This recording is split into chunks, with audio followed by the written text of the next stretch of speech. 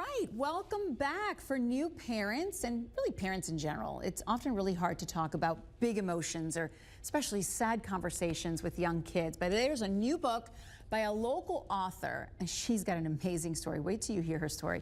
And she wrote this book to help children understand, her kids understand, the loss of a grandmother or really anyone that family loved that they didn't get a chance to meet. So with us now is Malaina Mitchell. She's local author with her new children's book, The Adventures of Mum and Me. This is beautiful. Malaina, thank you so much for being here. Oh, thank you for having me. So you had some family help in the beautiful illustrations in the book, but you started this because your mother died when you were how old? 26. And so did your children get to meet her? No, unfortunately, my mom died at 26 before I got married and everything, but I have an older sister, and so my niece and nephew called her Mum.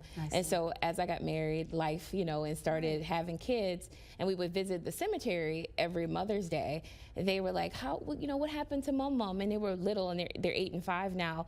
And so it really inspired me to write this children's book because loss is something that we all deal with, right? Mm-hmm. It's something we all can't escape, but it doesn't have to be scary. It can be gentle, it can be tender. And so this was therapeutic for me. Wow. And really telling my mom's story, who was a lover of books. And you really, how do you process the grief in the book to help the kids? I see her depicted as a guardian angel here. How beautiful. Yeah, so in the book, so you really don't know like that Mum is a guardian angel as a book. That's kind of like the twist of it. Okay. And you just kind of really walk through the day in the life of a 6-year-old. My son Ruffin is the child in the book, right. And then she's everywhere.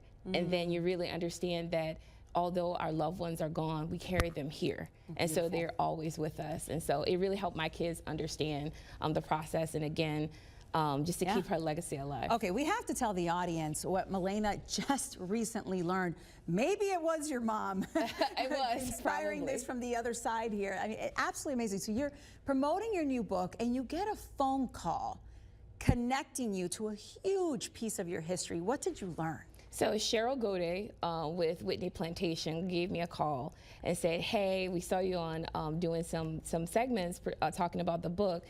And she invited me to come to Whitney Plantation, and I learned from Trinice, who's the Deputy Director of Operations, that I'm a descendant of the enslaved at Whitney Plantation, and they offered me the opportunity to sell my book in the bookstore. Wow. Being from the area, I'm from Edgewater, Louisiana, and being there in that full circle moment just gave me chills, and I do believe that my mom was there from that, because I didn't know that.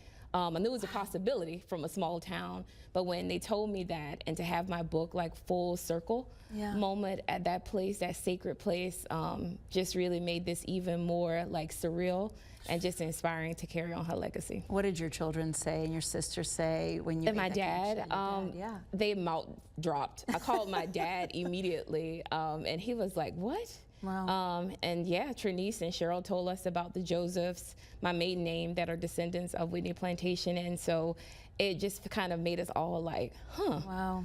And that they would give us a call and offer me the opportunity to do that. So I appreciate that so much from the team there, and just being able to keep my mom's legacy alive and get other children and families to be able to understand that we all experience loss, but they're right here.